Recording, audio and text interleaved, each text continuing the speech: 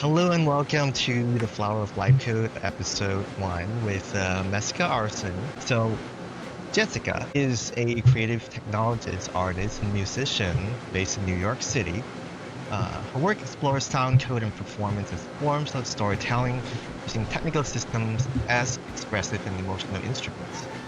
Since 2017, Garson has been an active part of New York City's creative coding and live coding scenes, working under the artist name Messica Arson.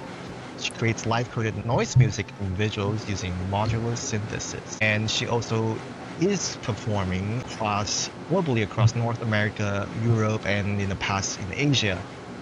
Currently developing new work through the project Comforters, she recently collaborated with collective Visceral Realists, including performances at the International Conference on Live Coding in Shanghai, China. Alongside her artistic practice, Garson is a developer relations leader with nearly 15 years of experience in tech.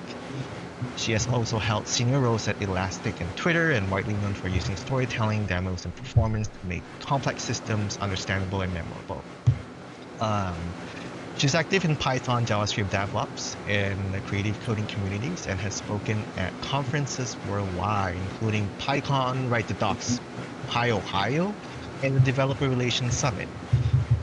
Outside of the live coding scene, she plans her own shows and run communities like Ray.nyc, which hosts talks alongside guest live music. Her band Comforters will be the first to release their upcoming album. It's exciting under the new NYC-based label Fringe Records. And so yeah, there you go, Messica Arson. I'm the host, Wayflower Gooey. And Thank you for having me. Yeah. So, and then this part is going to be the tape recording.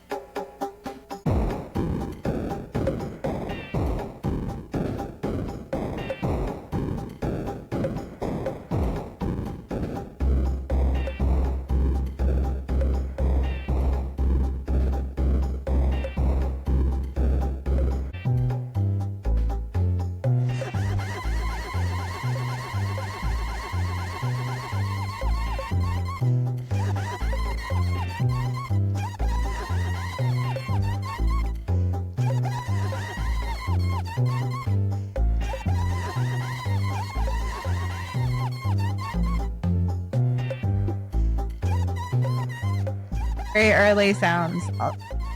So Messica, to start off, why don't you tell us a little bit about your the start of your music journey, how you came to, like your cassette recordings that we just heard. What's the spark that kind of got you started?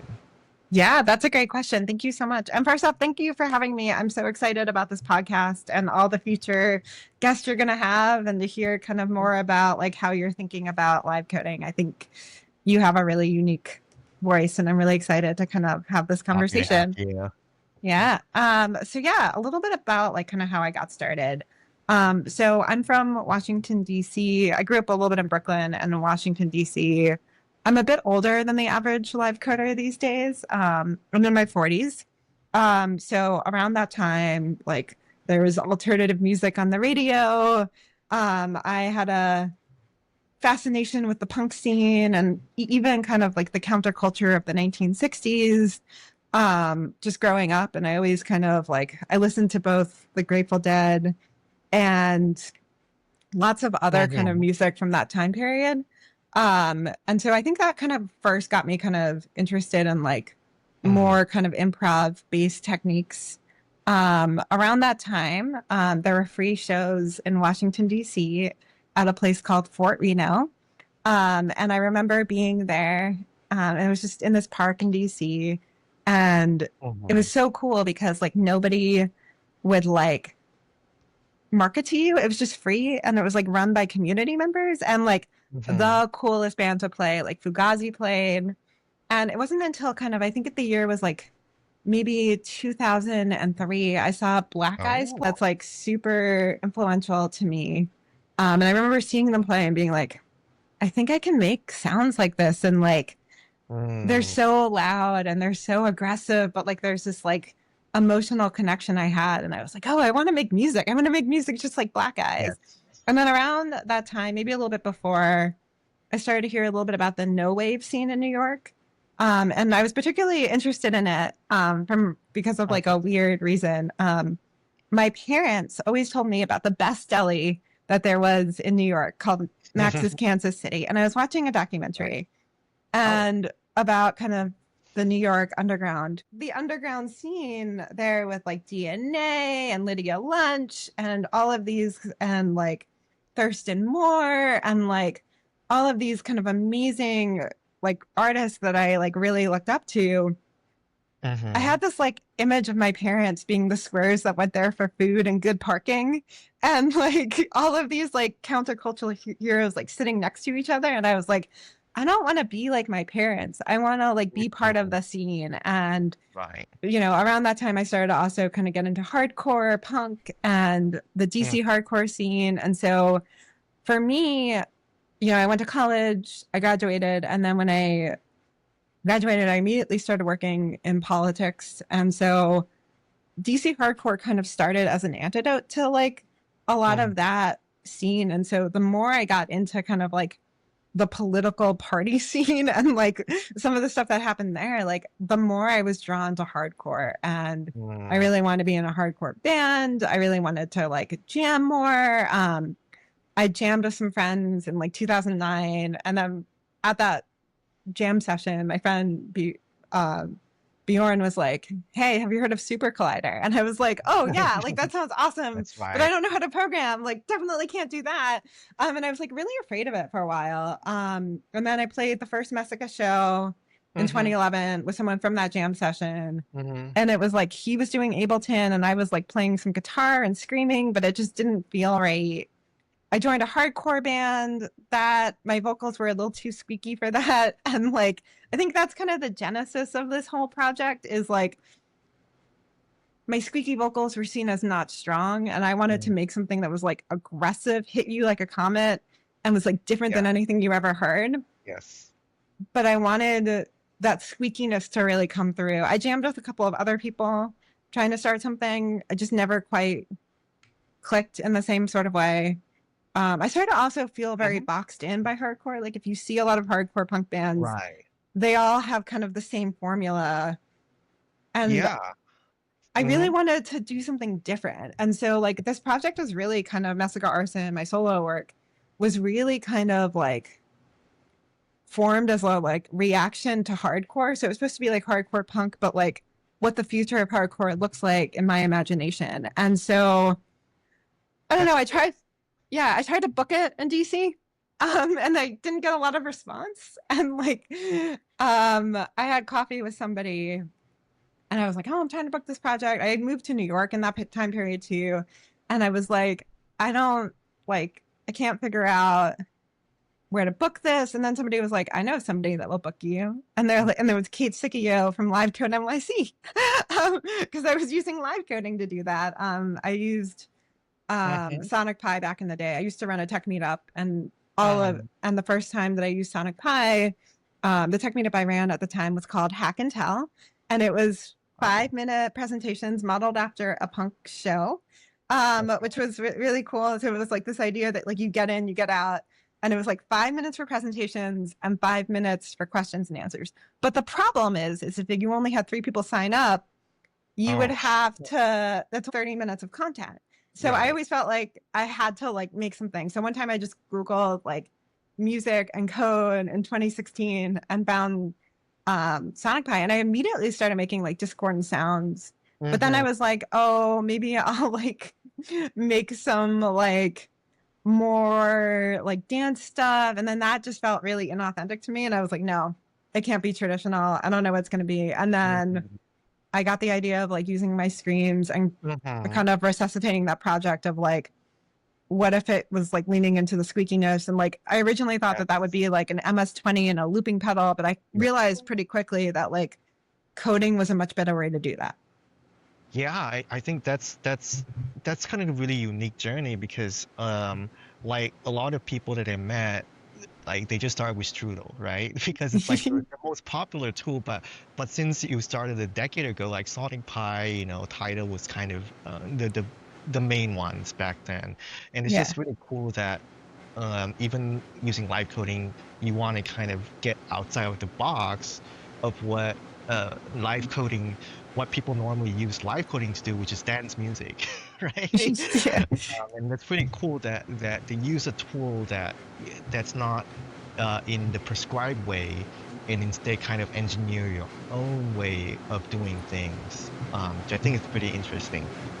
So, so yeah, tying to that, other production techniques, aside from live coding, do you use like modular synths or mixers, and how do you incorporate, the live coding aspect into your music?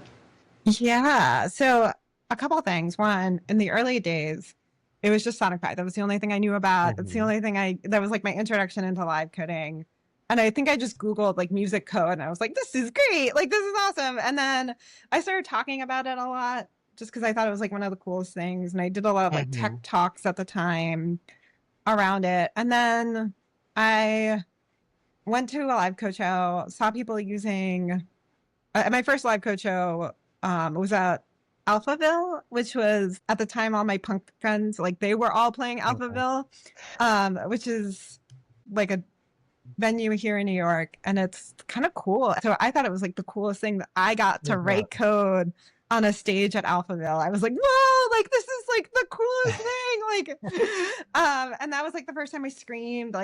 I basically just showed up at like a live code meetup and I was like, I want to play. And they're like, great. And I was like, I'm gonna be loud, I'm gonna scream. And they're like, cool, happy to have you. And like that kind of like radical acceptance was like so punk to me that like I didn't have to follow Yes. any formula. I didn't like it felt more punk than punk. And then I started to Totally. see other people kind of doing different tools and like I Hmm. saw title cycles and I was like, whoa, that's awesome. But like I don't know Haskell. So I just Googled again, like Python like title cycles. And I got Foxdot. And then that was kind of like because I knew Hmm. Python much better and I was like already an active part of the Python community. I was like, whoa, like this is the coolest. And I really kind of like started making kind of like experimental techno essentially, but like Hmm. more kind of my style of it. And then I took that kind of like, but I don't listen to techno. So it was like, it was always kind of like weird. Hmm. And I kind of like took that kind of as far as that could go. And kind of the critique of my sound at the time was that my sound was dry. So then that became like me into like a bunch of pedals. And then like I would bring synths, I bring whatever I could. And then the problem with that, I actually played the show that someone from the live coding scene, Moon, she created. And it Hmm. was like this like festival and it was so cool. But I took up the entire stage with all my gear and there Oh were so my. many other performers. And I was like, okay, like this is too much. Like this is not for me.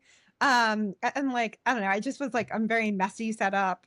Um, Mm. and like there are ways that, like I've used a pedal board since then, but like it just was like a lot. And I was like, well, is there a way to kind of compact that setup? And then I started to hear about Right, modular right. synthesizers, and I was like, oh, okay.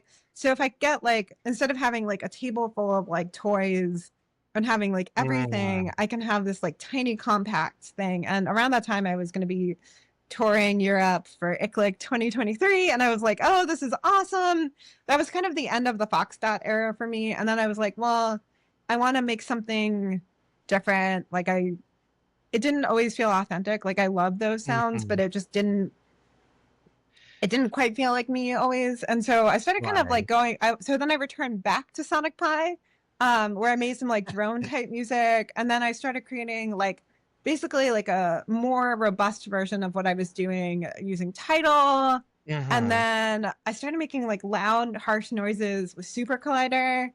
And then Mhm. like during that time period, like 2024 to 2025, it's just like all the things. And now I'm kind of like title cycles for like sample manipulation just because I just know it so well at this point.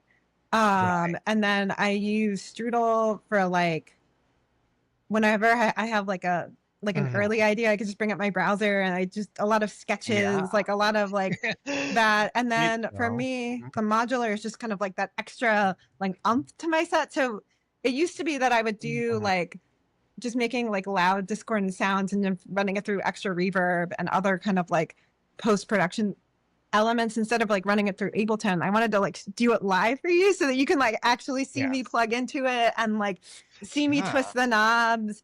And so I didn't really want to run everything into Ableton. So that kind of ended up being like the way I ran with that. And then I can make other like loud, just like sounds to kind of like go with my music. So a lot of like what I was doing was Right. a lot of that. And that was really fun for me. And then now I actually only really use it to kind of like, I'll start because it just Mhm. relaxes me to start with jamming. Like I just love to like That's come on cool. stage and just like start plugging and creating a patch.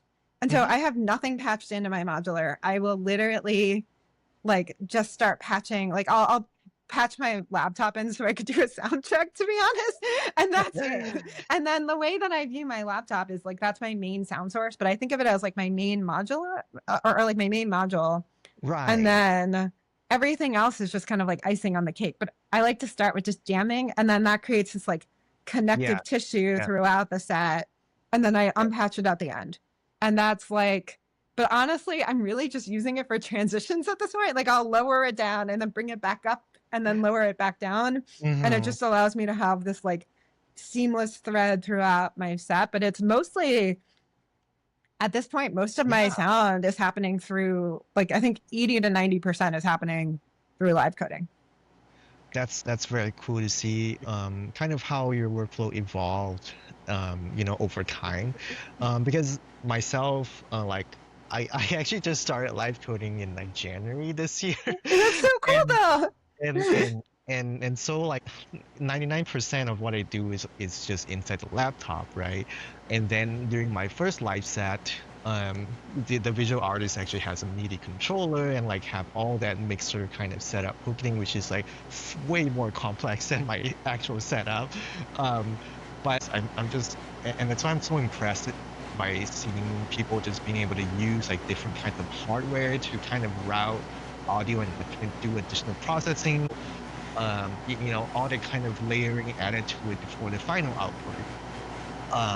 There's a lot of complexity involved, which I think, wow, these people are able to do it like seamlessly, which I'm very impressed. Talking about visuals on the visual side, do you produce your own visuals? Do you use a live coding tool like people use Hydra, Touch Designer is a popular one, and then P5JS or any of those tools? Yeah. I got started doing my own visuals. I think I found a picture of me from 2019. Mhm. There was this DIY venue I used to play a lot that like we were really tied into of the live coding community. It was called Baby Castles. It was kind of like one of the last like New York DIY venues to make it from like the heyday of the New York DIY Mhm. scene from the like early 2000s. And it was like more like games focused, which was like had a lot of tie Mhm. into the live coding community. So I found a show. I used to play there all the time back when that was a thing. And I found like, I think one of the first places I ever made my own visuals was there. Mhm. And I used Hydra. And I tried to make my own visuals while like making my own sounds. And so it took me a while to get good at it. And then during the Mhm. pandemic, I lived in New York City during the pandemic. So it was really stressful. And so I actually just used Hydra as like a way to de-stress. I would like open up my Oh. laptop because it's like browser based. And Mhm. I would just like get so much like relaxation from that I was like, okay, maybe there's something to it. And then by the end of the pandemic, my visual skills got so good. I also did one of those like January challenges one year where like it like really forced me to like create every day with Mhm. um visuals, and that made me a lot better. And then I tried using Touch Designer a couple times, and just I felt like it felt like other like it felt like using Ableton in like a way where it just felt like a Right, little too right. much for me. Um, Yeah. so I don't know. I think it's cool that it's no base. I know that there's ways you could bring code into it, but it just didn't. I don't know. Maybe one day I will learn it, but I didn't. And then I started doing Hydra, putting like sometimes I would do visuals for people, sometimes I would do visuals for shows. One time I was supposed to do like a show in New York. This is actually kind of a funny story. And the person had like a medical emergency, the person who Oh planned the no. show and couldn't make it. So canceled it at the last moment. And then it was my first time like being on like the visualist for like a noise show. And the booker like reached out to me and he was like, you will never be able to play in, like Messica Arson will never be able to do visuals in New York ever again. And I was like, and it Oh was funny because I had no. never did it. And like, there's been no, like, nothing's happened. And I explained to the person that like, I wasn't the person who planned the show. I also like was pretty aware that the person had a medical emergency. But the show was canceled at the last moment. And like the booker like sent me like a mean email about it. And I was like, maybe I'll like pause on doing visuals for a minute. So I didn't do like visuals, and then I Oh no. started like just only doing my own visuals around that time using Hydra, and then I felt like my visuals started looking like everyone else, so I made my own repository or Right. my own like workflow, and that's Fort Reno. Right. Yeah, bringing it back to Fort Reno. So Fort Reno was the first place I ever saw music that like really inspired me. It's also like a stunning backdrop. There's like a fort, and it's like every Yeah. band that plays has this like stunning backdrop behind them, and it's like usually like when a band plays, it's their like album cover art for the next year. And I really wanted to like invoke that same, because I think part of like the magic of Fort Reno isn't nothing being marketed to you, but I also like every Yes. band has like a stunning backdrop just naturally. And I think there's something to that for me. And so I wanted Fort Reno, my aspirations is that Fort Reno, the workflow that I'm using the shader support for JavaScript, which can be Hmm. found at shaders.com. And then I built in my own audio reactivity and feedback mechanisms. And I'm hoping to build, and I'm working on some MIDI controls. I'm hoping to make that a little bit more robust so I can like also use a MIDI controller. But that's a little bit of like Hmm. what I'm working on right now. But it's been super fun to kind of get into that and like make my own tools and like build something that's like uniquely me. Yeah, it's like I actually fiddled around with Fort Reno the other day, and I just found it's like wow, it's so easy to get started. You just you know, it's in a way it's like Hydra, but it's also built differently, right? It's more of like React component base. Yeah. That the API is really simple, you know, Yeah. for like people who have no experience with live coding to just get started. They feel like it's really cool. Yeah. I Cool. also feel like for that, getting into what you're saying, like, Mhm. I think one of the things that I think is interesting about live coding is like, I find that the syntax is like much more simple than like traditional programming. And like in Oh some yeah, ways, that's I like agree. Yep. really friendly. But in other ways, like if you're coming from a more traditional programming Yes. environment, it could be a little bit confusing and disorienting. So I wanted to kind of create something that kind of like mapped to that. And like I might make some like APIs to make it a little bit simple. But I do think one of the things that I've been thinking of from like a design perspective is like, why hide some of that makes Yeah, show your it, code, right? yeah. And so this is like a debate that I'm having with myself right now about design. And like, if anyone else is using Fort Reno, let me know what you think. But yeah, it's something I've been thinking about. It kind of keeps me up at night. It's like, should I make it more simple or should I like keep it in its like the way that it is now? All right, right there, your next most popular JavaScript framework. So I'm gonna play a sample of Messica's music track, and this one is NYSE, and then we'll talk a little bit about that after.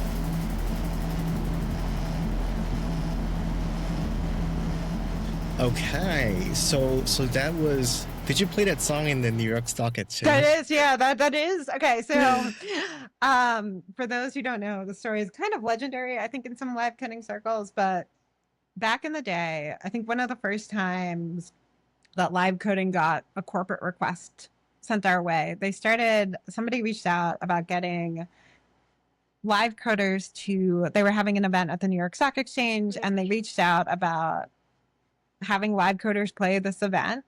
And they were trying to figure out like which of us was the cheapest, and kind of like, kind of pitching us up against each other. And we very quickly realized what was happening. So we decided that we were going to collectivize each other, and offer one package of all of the top live coders to play. And so everyone that they reached out to, and then myself and Ramsey Nasser at like a live coding meetup back in the day, were like, wouldn't it be amazing if we like played together? And so he wrote things like, let's go and eat the rich in Arabic. And I at the New York Stock Exchange, and a lot of his visuals were like inspired by a Tunisian revolutionary poem. And I made my sounds, but I was told not to scream, so I didn't. There's a hidden scream somewhere in there that kind of sounds like a little bit of like a wave crashing, but it's a manipulation of my screams. But it's like very much like inspired by a noise band called Brighter Death Now. So I believe that I am the only person to play a harsh noise set at the New York Stock Exchange. There you go. And I think what's cool about that moment was that like the audience hated it. And like they were trying to like stop. They were like, "Can you add more rhythm to your music?" Like it was like it was like a skill issue for me. And I had some like technical difficulties, so I ended up just was like, all right, let's just do this. And like I had done something that was a little bit more like carnival-esque, but like dark carnival, but like they wouldn't have liked anything that I made. And it was really like, I remember like not liking that show and like not wanting to talk about it for a while. And then when I was thinking about like my first record that I like produced in a studio, I did a recreation of that, and that was NYSE. So I have performed that, and because it's live coded, I don't know if it was the same, but it was the same code that I was using to kind of jam on. Yeah, but the fact that you went on stage and show the audience something different that they've never ever have heard before, even in a venue like that, I think it requires a lot of courage. Yeah. Even though, yeah, there's always going to be people who don't like it. Yeah. Right? But you never know, there might be someone in the audience like, wow, like I've never thought like this could happen, and this kind of punk noisy music could happen at this kind of venue. And it kind of like rattles people's perspective of like what music should be in like a big venue like that, right? Kind of challenge the notion of like, well, only certain types of music are being allowed, in these kind of settings. I also think like at the time I did a lot of talks, so I kind of knew how people like reacted, and it's like you have almost like a little bit more space when you can like play at like a conference, because you could talk about it and you could talk about your vision and what you're going in more. But like I found that was kind of fun in like a fun sort of way. Like it was kind of a little bit like wild but crazy, but also like I didn't want to be a meme, like because like I take what I do really seriously. And so for me it's like this question of like, how do I kind of stay subversive and doing things, but also like stop myself from turning into like this, like, oh my God, you did this thing, and it like overshadows the music that you're creating. Right. Finding that balance is, sometimes required. But yeah. Let's talk about, since you went into a little bit about how you made this song and how you put together, let's talk about how the process that goes into composition, because I feel like in the live coding community, it's composition is rarely talked about, because we just assume that the code is live, you can see everything. But of course, with any musical piece, there's always a process to it. Like my own, I like to I like to play on the piano first and kind of feel how the melody is like, how the chord progression is like, until I get something relatively solid before I feel confident enough to put into, a live coding editor, for example. So what's your process like? Yeah. So a lot of times, so the early days, like the cassette only recording was very Mm-hmm. much just like jam based. Like I just kind of go in. At that point, I was completely from scratch. So I had Mm-hmm. nothing planned. I would just I had things I like to do, and I would call them like my party tricks that I would like do often when I was live coding. Mm-hmm. But I didn't know how that was going to go. And then that's kind of like how it first started. There was so I knew of a band from Baltimore called Mm-hmm. Anal Butt, which is a hilarious name. And I asked somebody from that band like once upon a time, where I was like, "So how do you like compose? Like, how do you do it?" And they were like, "Oh, we just like sit in a room all day, and then we find like the best parts, and then we turn those into songs." And I actually used that for like my first record, where I just like would do like hour-long jams based on like code samples that I liked. I came into the studio. I actually recorded at a studio, which is actually something it's interesting because like a lot of people in live coding don't do that. But I Mm-hmm. wanted to do that. And the reason why is like I heard like all these things about like I had all these ideas about like running like live coding into pedals, and like some people will be like, that's dangerous. Like you can't do that. Or like you have to do it in a certain way. And I like wanted to be with a professional that I paid to tell me like what was like actually dangerous. And like I like to adjust gain in like ways that are like not always the easiest to work with. And so talking to like a real recording engineer being like, is this like a good idea? Is this a bad idea? Seemed really like smart for me. So I went into a strange weather in Williamsburg. My friend Gary from Punk, he was in a bunch of punk bands, and one of my closest friends here in New York. I was like, I saw that he recorded at Strange Weather, and I was like, "Oh, who'd you record with?" And he was like, "Oh, Garrett DeBlock." And I was like, "Okay, cool." And I hit them up, and they were like, "Yeah, we'd love to work with you." And I was like, "Okay, cool." And it was like, I had like a well-paying tech job at the time, so I was like, "All right, it's worth the money to like do this." And so I did. I just like recorded in a day, and then everything was just hour-long jams based on like my own code. And Mm-hmm. then half of my new record is what was recorded with Garrett again, and then the other half, and it was like more compositional, so like I Right. knew exactly what songs I wanted to do. They were all like roughly 2 minutes. I had moved away from like, I call it in my head the anal butt style. um I had moved away from that and more into like a more compositional base, but it still felt a little bit jammy at times. And that was kind of the first 5 songs of my new record, and then the other 5 I did an artist residency last summer at NYU. Oh. um Thank you, Luc Dubois, for setting that up.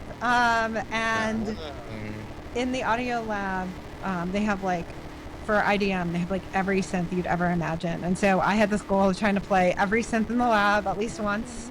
And I literally would just record myself playing and jamming for days. And then I had a goal while I was there to make one song every day. And I did. I did it. I made 5 songs in 5 days. And I would just like force myself to like take the samples and like turn them into something. So Decay of the Body, Mini Meanie, all of those new songs, they all came out of that. And it was very compositional. Like while I was jamming and making the samples during the day, I started to like sketch out ideas, and then I would like write them on a notebook, and then I would just spend all night, and I wouldn't leave until I like just taking those samples in title cycles and turning them into something, and then recording vocals and figuring out like what I'm gonna do with the vocals as I was going. And like some of the vocals are like me screaming into like a surge synthesizer and then like arranging those. So yeah, that was how I composed a lot of those songs. And then for Comforters, it's been really awesome because I work with Andy, and so usually one of us will come in with an idea and then we'll just build around the idea. So sometimes Andy will like fully sketch something out. Sometimes I'll make like an aggressive beat and strudel. And that's kind of like a lot of how we do it. And now that Andy is currently living in Copenhagen and I live in New York City, So Strudel is like a really great tool for collaboration for us because like I wrote a beat last week for the band and then he was able to run it through his modular synth and like that's so cool and we could like do that live. Yes. I just sent him the Strudel patch and he just cut and pasted it like the link and then he was able to send it in and then do some other work on top of it and then we could like trade those files back and forth with each other and it's like this really cool collaboration method that I never even thought of. Yeah. Like the kind of informal collaboration technique. It's in live coding we call it fragging. It's like it's like a casual term, but in the live coding context, it's more of like take apart a song and to add in or to enhance or to put your own style into it, or making it something a little bit different than the original. And with live coding, it's just so easy because we all can read each other's code. We all know where exactly to add stuff, where exactly to make it sound a little bit different, which parts to keep, which parts not to keep. And I got this really interesting experience. I think it was just last Sunday, where I literally made this tune in like 45 minutes. I just put it on the Discord community. Like, hey, I just came up with this tune. Like. Go have a listen, and then someone in the community immediately the next day came back with the whole verse. So I had a 32 measure song, and it became this full 8-bit battle song that just feels complete. And I'm just really astounded by not just what he come up in addition to my melody, but the power of collaboration. AKA fragging, lack of better term. So this next song I want to play is called Mini Mini, which you mentioned, and I'm going to play a sample of it.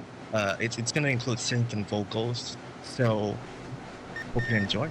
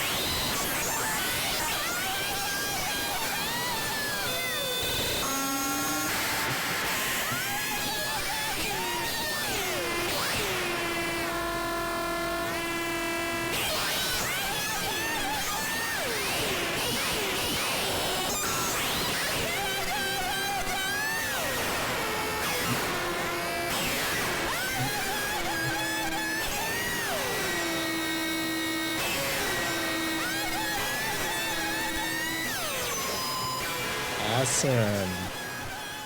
Yeah. So this song is really special to me. So this is actually like I give myself all these like fun live coding challenges to help like make me a better programmer. And one of them was that I wanted to try creating a song, not live coding, that I would only perform using live coding techniques. So it was kind of like like flipping it on its head a little bit. So I like just wrote that. I arranged it in Ableton. And then now I take the samples that I have that I recorded or that were arranged in Ableton. And I just have arranged them again in Strudel when I play live. And so that's been really fun to kind of like, I don't know, I feel like that kind of like flipped it all like on its head where it's like, well, I didn't compose that, but I do perform it live pretty regularly using Strudel, and I figured out like how to do timing and stuff a little bit more. And my partner heard it in Ableton and Strudel for like a show, and I was like, which one should I use? Like, which one do you think is better? Like, honestly, and he was like, the Strudel version is way better. And I think that like control of the timing in that like granular way, I think made it really like kind of hit in this really fun way. And then whenever I play that song live, like that's the song that people like will always video. Like people like, I don't know, there's this really cool video of like one of my shows from when I played Fringe Records a couple of weeks ago, where I'm playing it, and like the second that the noise part comes in, like the whole crowd like lost their shit, and that was like really fun for me. I was like, and like you could see there's someone like lifting up almost like a spear in like one of the videos, like when the noise part hit, and it was like really fun for me because like I like to either open or close with it, and it's just such a good like I don't know, it's just really special. I also like how so when I created it, someone I used to collaborate with, I used to be in a band called Series, and like it was more like traditional Livecode collaboration where it was like we were really trying to sync everything and like trying to make like dance music that was like more like a little bit more noisy than usual, but like I think I just like being like really aggressive, and I think I was like a little too aggressive for that band. And like that band, my bandmate Kwame was like, so who are you? Like, what are you like if you like what does Messica sound like? And that was like my response. And like I kept on like thinking about it. And I sent him like one time I made like a non noise set for a show called Safe Sounds, where it was like they invited experimental artists to come and make like traditional music. And so I did that, and I like really liked that set, but I was like, that's not me. And so like that is like my answer of like who I am. And it's really fun. And I just feel like it is like one of the most raw songs I've ever made. And I just like I love it so much. And it's been so nice. Like I think I was always afraid to kind of like unleash like that a little bit. Because like I worry that I'm too loud for like some of the live coding scenes and things like that. And so when I do unleash now, it's nice to just see that like I'm like welcomed with like open arms, and like it like people don't walk away, they like embrace it. And so that's been really fun for me to have that song. And then the other thing about that song too is like all of the other stuff I made in that artist residency was like a little bit softer, and I was like, I don't want to fuck around anymore. Like I'm here to rock, so let's rock. And like I don't know, it was like really fun to just like make that song, and I'm really proud of it. And it's like one of my favorite songs I ever wrote. Yeah, it's sort of like this journey of like finding your voice and like what is it that I want to show the world? What is my truth? What do I want to tell the world? And Yeah. you're able to use kind of screaming as a way to do that. That's in a non-traditional way, like you know, like writing, like giving a speech. Yeah. You know, you're using music to do that, and I think it's impressive. I think we all need to learn a little bit of like new modes and new ways of expressing what we want to express as human beings. Yeah. Because there's so many ways, right? Like, so talking about, you know, all of the, we'll talk about the tours that you go on to in a little bit. But before that, I kind of want to go into, like up down. So, well, not just being in a live space, but also as an artist. Because a lot of the times, you see an artist suddenly become big and successful, but you don't know what their backstory is, what has led them there. There's a lot of ups and downs that people don't either don't want to talk about, or just like it's more kind of nobody knows about. But in a sense, I feel like failures and breakdowns are just important as success, because it in some way defines who you are as a person, as an artist, and embracing the entire story is important, I feel like. So talk to us a little bit about kind of like the more difficult moments that you have through this journey. Yeah, I think for me, I think part of it was like kind of like some of the land of like very early on, I think some of it was like the land of misfit toys a little bit. Like I don't, you know, I was too loud for the live coding scene a little bit. I mean, very early on, like it was more accepted and embraced. But even then, I was like always like the loudest. But then I was also like a little too weird for the noise scene, because I had too much techno, and like it wasn't quite like traditional noise. And then I just felt like some of the experimental music worlds like didn't quite fit into. And so for me, it just kind of took me like a long time to kind of like find my people and find the spaces that I feel like I really belong in. And those spaces have changed over time. There's been different people, but like most notably like Kate Sicchio bringing me in and just being like, yeah, you want to scream? Like, cool. Like, that's awesome. Like, you know, I wasn't sure what she was going to say very early on. And she welcomed me with open arms. And like her project Cody is like extremely inspiring to me. And then Sarah GHP, Melody Loveless. Melody Loveless was the first person to invite me to a like open call show. She was like, do you want to play a show that I'm planning? And that was a really amazing. Blake and Lauren from Baby Castles back in the day, Natalie Computer, who was like another artist from back when I first started joining Livecoding. She was also making noise, and I just thought she was the coolest. I miss her a lot. Natalie, if you're listening, please say hi. I think about you every day. Smokestock it's like New York DIY jamming celebration. It's a 24 to 48 to 12-hour show run by my friend Eli. And I found super inspiring during the pandemic. And I found that community to be really welcoming and amazing. And like some of my favorite DIY musicians that I grew up listening to have been part of that. And I think that's like one of the coolest communities that existed. And then, yeah, so those are like the good things. ICLIC 2023, touring Europe. I talked about the support of Luc Dubois and Moon, who also is like another noise artist who has traveled in and out of the Livecoding community. She's awesome. But then there's also like some moments that weren't as glamorous. Like I think a lot of like just thinking about like, do I fit? Do I belong? Like some of the rise of like, you know, when DJ Dave first came into the scene, I think that was kind of a moment for everybody where they were like, oh my God, like we could all be like much bigger and like, you know, like maybe we could be bigger artists. And I think for me, one of the things that I think about is like, I also have those ambitions too. Like I would like to be a bigger artist. And like one of the coolest things that happened was I played a show right after I got back from my first European tour at Mama Tried. And it's this like bar in New York that a lot of like people from like the old New York DIY scene play. Some of my favorite artists have played there. And Daniel McKemmy, who's like another noise artist who's from like the Livecoding scene, who I met through Livecode NYC, he, you know, invited me to play there with him. And I thought that was so cool. And I was like, yes, I'm down. And him and I planned the show together, and a couple of other people from the Livecoding scene we invited. And then the person when I was setting up who ran the venue was like really scared. He was like, oh my God, this is going to be too loud. Like I've gotten noise complaints before. And I was like, okay, cool.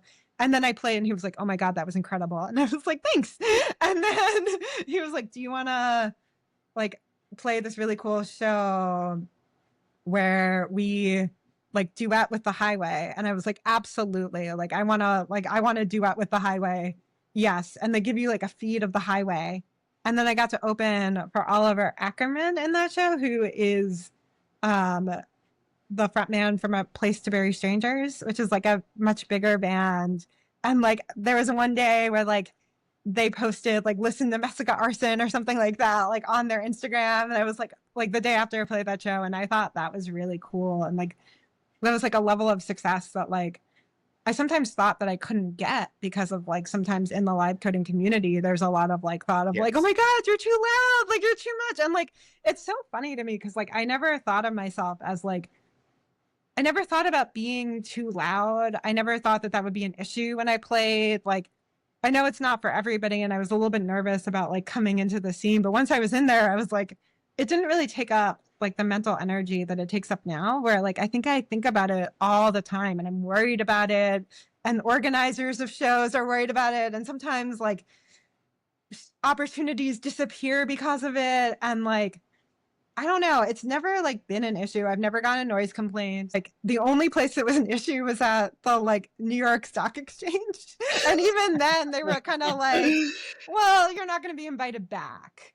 But they didn't like stop me from playing. And like, I don't know, I think sometimes like that really kind of like made me kind of like feel a little bit weird, or like, and it's just so funny too, because like I come from like hardcore and punk, and like for those who know, like people who are in punk tend to be like kind of like teetotaling and like straight edge and vegan, and like you know, and we always thought of like the dance kids as like more rebellious than us and like into drugs and things like that. And so it's interesting to kind of see like, yeah, to see like the other side of stereotypes that like I just never was like, because I never grew up listening to dance music. Like I just never was exposed to some of that where like people are like, oh my God, like we have you play at our DIY space and like the neighbors are going to get called and like then the cops are going to get called and we won't be able to have shows anymore. And like, I don't know. I've never played a venue where that's been an issue. And I play and like, you know, I spend a lot of time screaming in like weird DIY venues in people's kitchens. And like,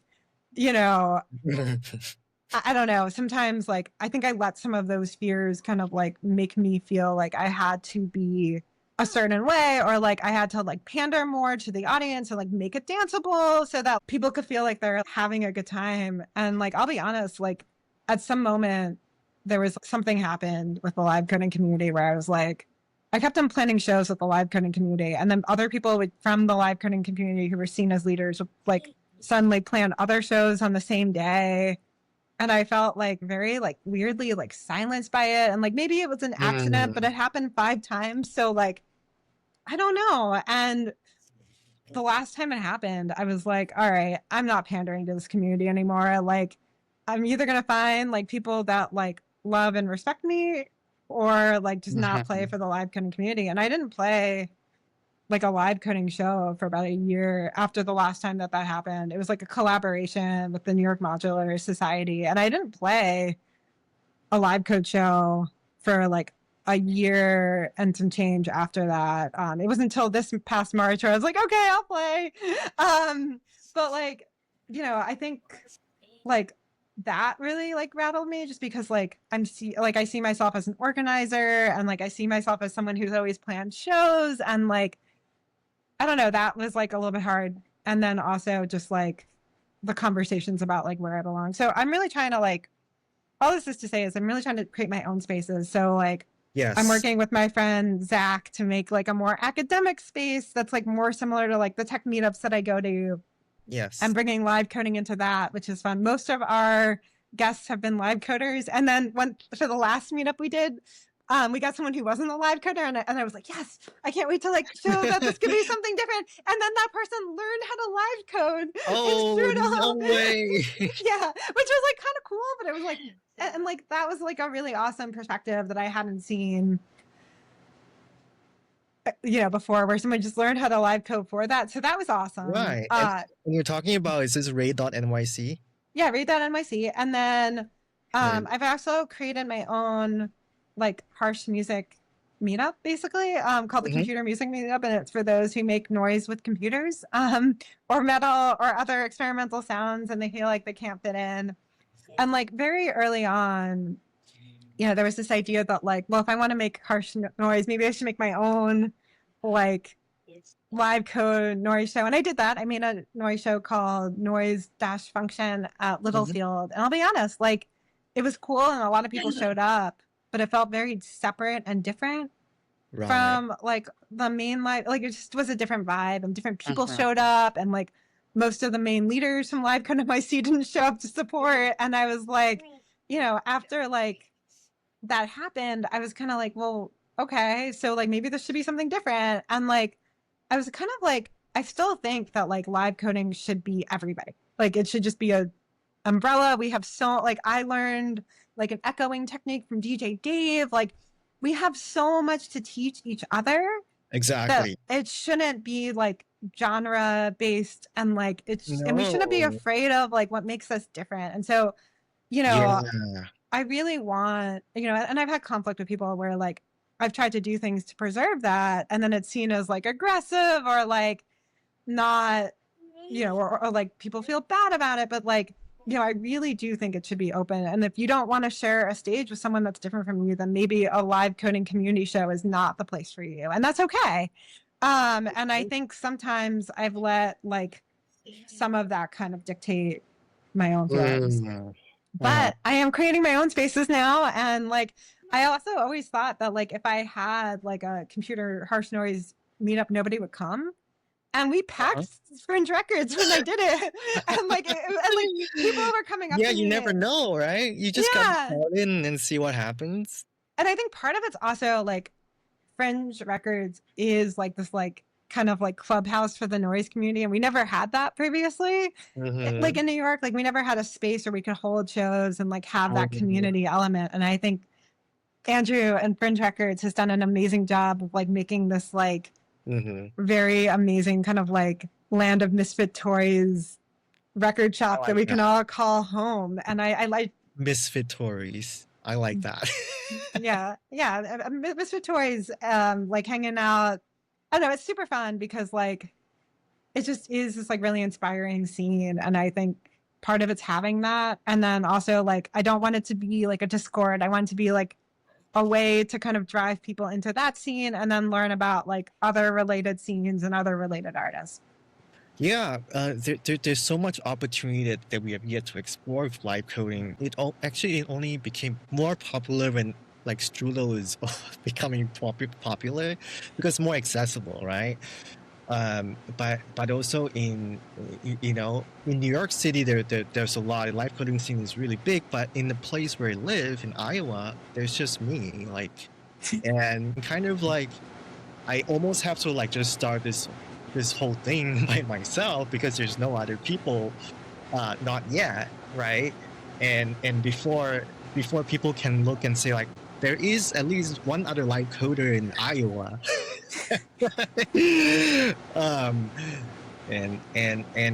And Chicago is really live code. Chicago is going to establish themselves as like another focal point of live coding.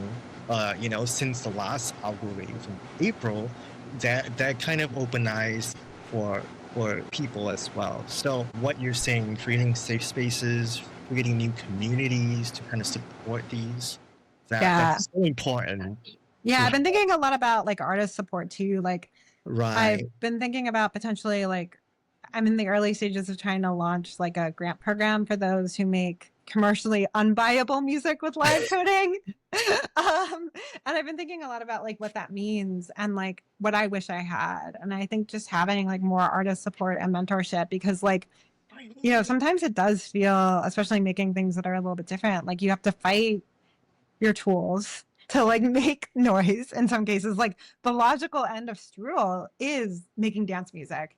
And if that's not what you want to do, there's like a lot of things you have to do to kind of like get the tools to kind of bend to your will a little bit. And then sometimes like when you're not always welcome, then it feels like, oh my God, am I fighting the people too? Am I fighting the tools and the people? Like, okay.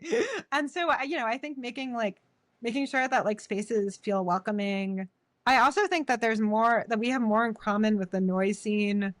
Like there's a long history of people using no-base languages. John Weiss is one artist who kind of was like one of the first people to use Max MXP in the noise context.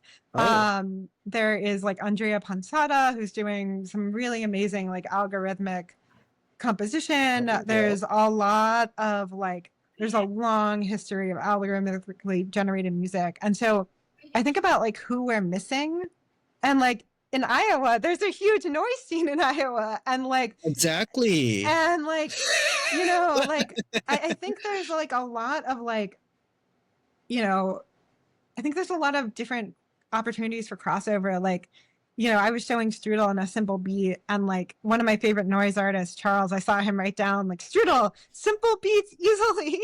And like, I think there's something to that of like showing new people that might have like not seen it before, be like, oh, actually like this could be used. And I think like the question of can algorithmic type composition be used for dance music is something that like has sort of been happening in parallel to like what's been happening with the noise scene too. Right. But I also think that like we can all inspire each other. And so instead of creating divisions, I think we should be kind of trying to bring each other together more, because there are so many parallels. Like computational noise music is a phrase that kind of dates back to around the same time as like algorithmic dance music. And so, I think there's just like, we have so much to kind of learn from each other. Yes. And like, I think in spaces where there's not a noise scene, there might be a stronger techno scene, and there might be some like areas for collaboration there. But like in spaces like Iowa, where there isn't a strong community, but there's a huge noise scene, I think there's something to be said there. one of the things, like when I went to China and I played Trigger, I learned that like for their noise festival that they had, I think it was called like a bunch of noise or something like that. I forgot exactly what the festival was called, but it was held at System Shanghai. They had a super collider workshop, and I was like, Oh still my my gosh. beating.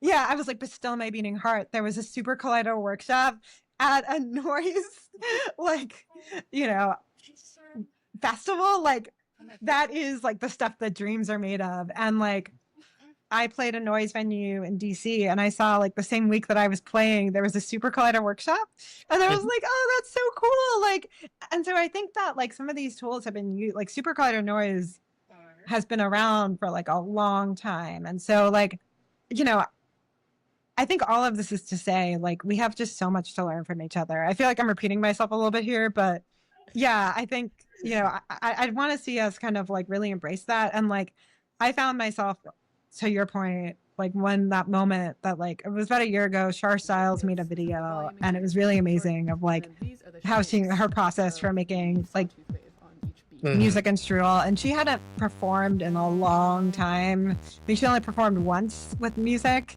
and it was like a co-set that we did together, and I had the idea that like we switched, like I do visuals and then she did like music. And then, you know, when she made that video, it was like so awesome, but in my mind I was like, yeah, but I can't use Ableton for what I'm doing. Like what I'm doing is too weird. So having like the algorithmic composition.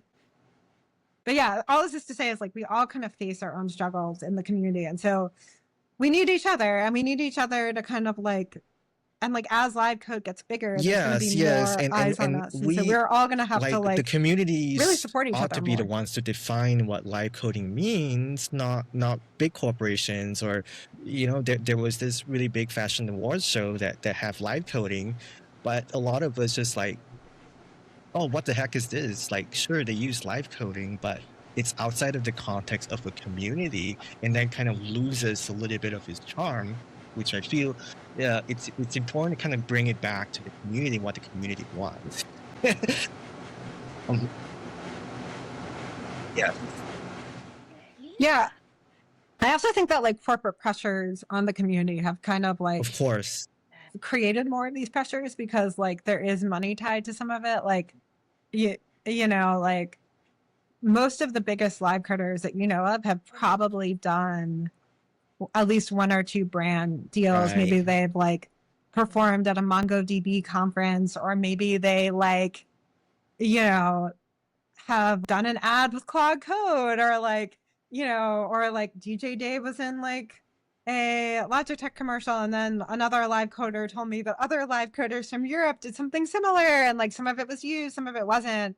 I've only done it once, but I do think that like once you get money into the equation, that changes things, and that like definitely creates pressures that are external. Like a lot of times people reach out to me, like I get reached out to a lot, which is like hilarious to me, because like, you know, I make it very clear who I am and like what I do. And then, you know, like people are always like, oh, so like you're a live code DJ. And I'm like, I don't make electronic music like the way you think that I do. I make like aggressive, loud punk music with code. Like if you're down, I'm down. I always say that. Like I'm always like, if you're, and like sometimes people are down, sometimes they're not. And, you know, I think it's interesting to me, but like, I think once that started happening more and more, that sort of changed the equation of like what it means to be bigger. And I think also like once commercial success became like a thing that was attainable, I think that also sort of changed the dynamics as well too. What are the metrics of success that can define, you know, you as a successful artist that is just outside of the traditional kind of big corporate type music industry type kind of dynamic? And this is going to be a whole other topic for another day. Yeah. But but it's something that I want to explore, you know, in the near future, you know, some other time, because it's a topic, and I feel like people want to hear more about this. Yeah. Yeah, I think for me, like one of the things I think about of success is like, I've been doing this for 10 years. Like that's a success in and of itself. Mhm. This is my most successful project. I have played over 100 shows. I have, made friends that I have never thought I had. I have performed for people that I listened to in my teenage Oh my years, God. thinking we're the coolest. I torturing nurse opened for me, which is crazy. Like, yeah, absolutely insane.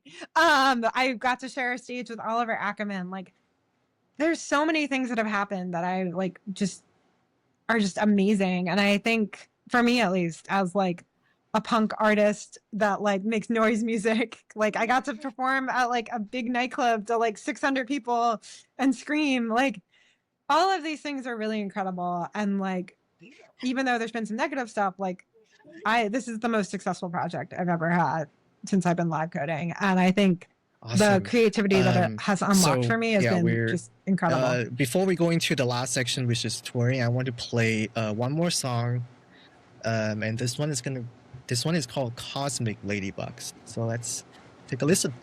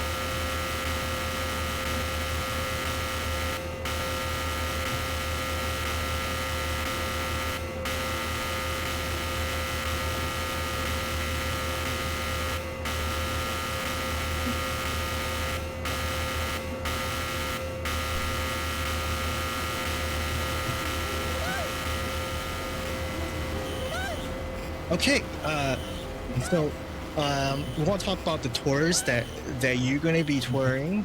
It seems like there's going to be really exciting dates that you want to share, and not just US, but you're doing a whole Europe tour as well. Yeah, tell us. Yeah, so I am going to be doing visuals with Fort Whoa. Reno. It's going to be my first time like doing a visuals only set with Fort Reno, so I'm sure I'm going to learn some things about the tool. And that's going to be on the 16th and at NYC Resistor. I don't know the exact time yet, but follow me on Instagram to learn more. And then on the 26th of June, I'm going to be playing AKK as part of Type Techno, even though I don't make techno. I'm going to be making some noise music with my friend Andy with Comforters. That's the first date of the Comforters tour, and that's going to be a live coding show with Top Lap Karlsruhe. And then we're playing on the 30th of June in Berlin. Or no, actually the first, or I might be giving a talk on the 30th of Berlin. If no more dates get added to the tour, I will be there. That's one of my favorite like live coding meetups. It's like just like very quick presentations. It's 10-minute presentations, and like I'm always so inspired. I went there once before, and I think about it like once a week. And then the next day, on the 1st, I'm going to be playing Impression Taiwan with a show run by my friend Mad from the computer music community. He does like really amazing modular and VCV rack work, and he's really inspiring, and just it's a different computer music scene. I'm really excited to like kind of dive into that in Berlin. And then in Copenhagen on July 4th, we're going to be playing a venue called Mayhem, which is an extreme noise or extreme metal venue. So yeah, lots of different types of scenes, and I'm really excited to play the and then when I come back on the 23rd, I'll be playing a solo show at Wonderville with some other really amazing acts. And yeah, and then I have some fun stuff happening in August. I think there's going to be Awesome. a show in Boston. If you guys are in town, you know where to find Messica. The date will be posted in the description, or in if you're on Substack, it's going to be in the article. So don't worry about remembering them. And before we go, Messica, how can we find you? What is your website? Yeah, I'm Mhm. active on a bunch of the Discord live coding. So Livecode NYC Discord, but also Glassing's Discord, some of the other live coding Discords. I'm Messica Arson. So that's one way to find me. The other way is I post mostly on Instagram. I'm starting to rethink that a little bit, but yeah, most of my tour dates and everything, Messica Arson on Instagram. That's kind of been the central hub. Been thinking about kind of de-Instagramming my life. So if anybody has any ideas about that, hit me up. Yeah, I've thought about kind of returning to like more of like a tour blog type situation, but yeah, we'll see. If anybody has any ideas around that, hit me up too. And yeah, you can also reach me on email, old school at messicaarsonbooking@gmail.com. I really enjoy talking with you on just various topics of live coding. This is our first episode, but not the last. And hopefully we'll get different diverse, groups of guest speakers coming here. And yeah, thank you again, Messica. Any last words you want to give to the audience before we go?